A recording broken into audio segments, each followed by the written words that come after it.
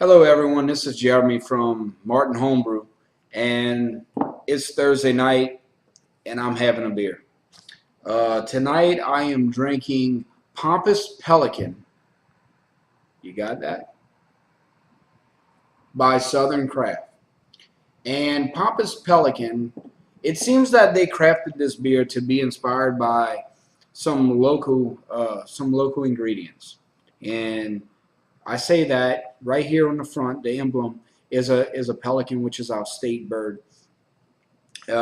This beer, as I read the back, they talk about using raw sugar cane from Louisiana and also Cascade hops. You could tell that they really had some intention on the way that they brewed this beer. I'm sorry I didn't make the pour for you. Uh, I really didn't even think about doing this beer review until I was nearly finished this this beer.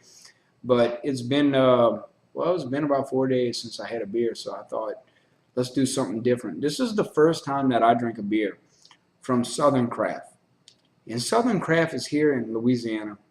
It's in Baton Rouge, which is our state capital, and I pass in front of Southern Craft a couple of times a month.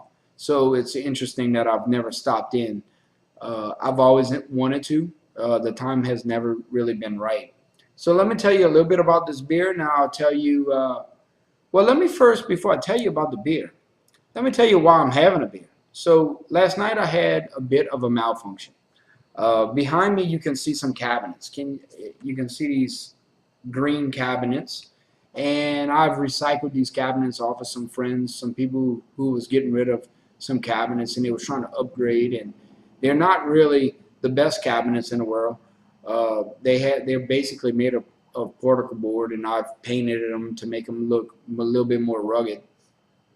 And at the very top of the cabinets, which I don't believe that you can see in here, I made a shelf, and that's where I store my new electric brewery system. It's kegels, and there's a significant amount of weight.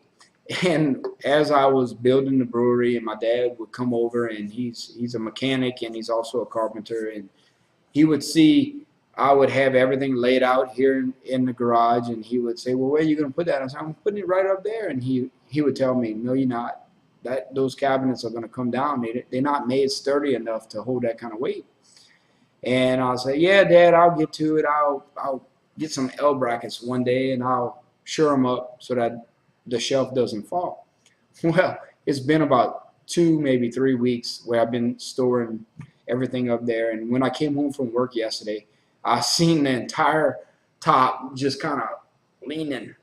So I panicked and I had to bring everything down, and I went run to the hardware store, and basically I shored everything up like I promised him I would. So thank you, Dad, for keeping it real and uh, telling me what was going to happen. I should have listened to you the first time. So getting into this beer, as they said, they brewed it with local sugar cane. It comes in at 8.4% alcohol. This is they on the back of this can, I thought it was interesting, and I need to pay attention to maybe more of the packaging of the beer that I drink. But there's kind of like a little score about how hoppy it is and how malty it is.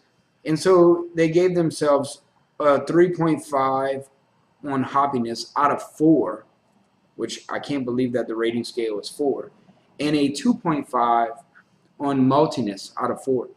And relative to the IPAs I've been drinking, that's maybe not how I would describe this. I would describe this as being very malty. It's actually pretty balanced, really. For being a double IPA at 8.4% alcohol, I will say that I do get the IBUs. I'm getting the bittering on the back end. I'm getting mostly malt, and I'm getting some Cascade. I'm getting Cascade, but I'm getting a lot of malt relative to the beer that we've been brewing and the beer that we've been drinking.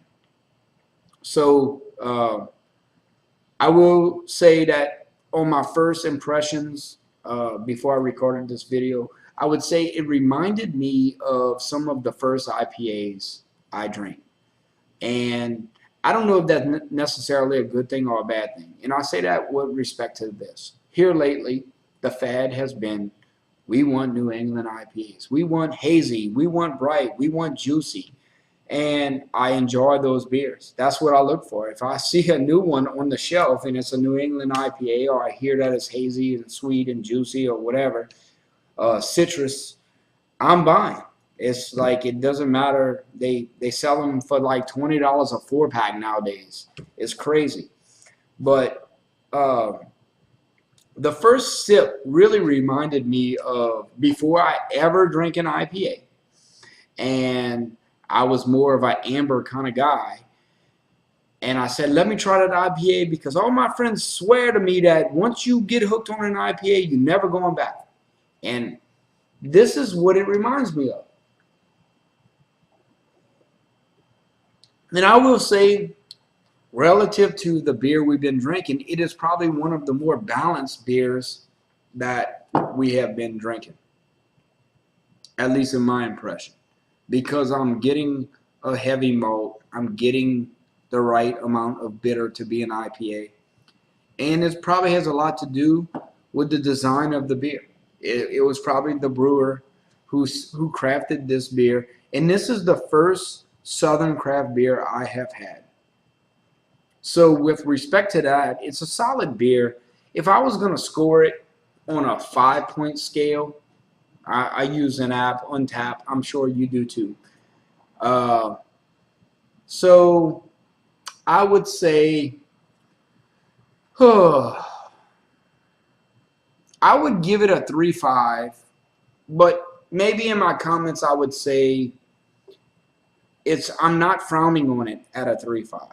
It's like a 3.5 that I want to come back to as a change of pace kind of beer, and not change of pace of I need a light beer because I've been drinking heavy beer because it's obviously a double, but more like, okay, my palate has been trained to drink all these New England IPAs, and then sometimes I do something crazy and I'll go get a porter or a stout, and my palate is kind of going crazy.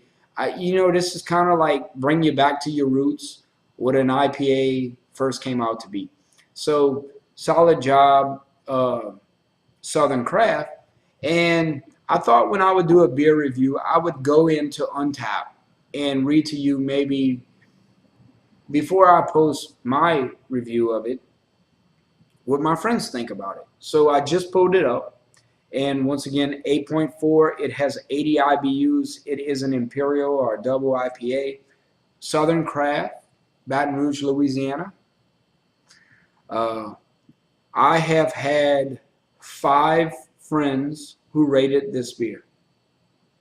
So let's see who they are and what they thought. Hopefully they made comments too. So the first one that comes up on my news feed, I guess maybe it goes in order. I don't know. Because this is January 18 of 2018. This is Aaron Keller. What's up, Aaron? I don't know if you on YouTube, but he scored it a 3.5. He had no comments. Nice picture though. And I would say, obviously, he was taking that picture during the daytime. It was really bright looking. Jeremy Keller, his older brother, about 2 years ago, he drank this beer, and he also gave it a 3.5. He had a growler fill. He said it was malty with a little dank at the end. I would agree with that. Very good. I would agree with Keller.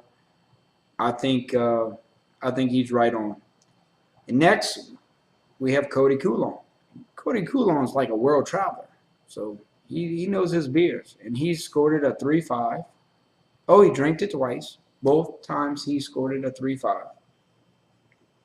He said it's floral, refreshing, dry finish, but he did expect a little better. And I'm with you on that, Cody. I would say that's how I would kind of describe it. It's a solid beer. Nothing to be upset about if you design this beer at all. It's when you say you expect it to be a little better, because we're always in the hunt for the next like best beer ever, right? And so our palates kind of get trained and we start shifting a little bit more one way. And it seems like every beer that you drink is either a little bit more citrus, a little bit more whatever. And so, maybe at a different time, I would have described this beer a little different, but I would say it's kind of middle of the road relative to the previous versions of IPAs that I used to drink. So I would agree with you, Cody. I did expect a little bit more only because I know these breweries here in Louisiana, they are stepping it up a notch. I mean, excuse me, it seems like no matter what brewery I would name drop right now, they're putting out some solid beer. And it's exciting when they release something new. You just rush. I mean, they're selling it for like $20 a 4-pack around here. So it's crazy, but the market's there because obviously you can't keep it on a shelf. So let's keep on scrolling. We have Ryan Bourgeois, and Ryan did not like this beer. Ryan gave it a 2.5, and so he didn't say anything about it. He didn't comment. But that was in April of 2016. And then Adam Keller. Adam Keller gave it a 3.5. And maybe that's what I'm going to go with. Maybe it will be 3.5. I was kind of thinking somewhere 3.5, 3.75, just because as I sat here and I'm almost finished now, I would say that this beer is one of those that I could tell the brewer did a good job crafting it. It was probably what the brewer intended. So that's why I want to tend to say 3.75. As I've been doing home brewing, I tend to appreciate what the intent of the beer is. Not every beer is intended to be a hot bomb and unbalanced. Sometimes the brewer says, we need balance. And that's probably what he said. So anyway, this is Jeremy enjoying a homebrew, well, actually not a homebrew, a craft brew, doing a beer review. And I may even have a homebrew right after this, who knows. I hope you're enjoying one as well. It is Thursday. We're looking forward to the weekend. It's kind of like you make the turn, right? You get past Wednesday and you see Thursday and you just can't help yourself. You said, okay, what am I going to open tonight? Well, tonight we're opening Southern Craft Pompous Pelican. So tell me what you're drinking. If you've had this beer and you have a different impression of it, please comment below. I would like to know what everyone thinks about this beer. I think part of craft beer is a little bit about the community of how we all kind of like different things. So anyway, thanks a lot. This is Jeremy with Martin Home Brewery signing off.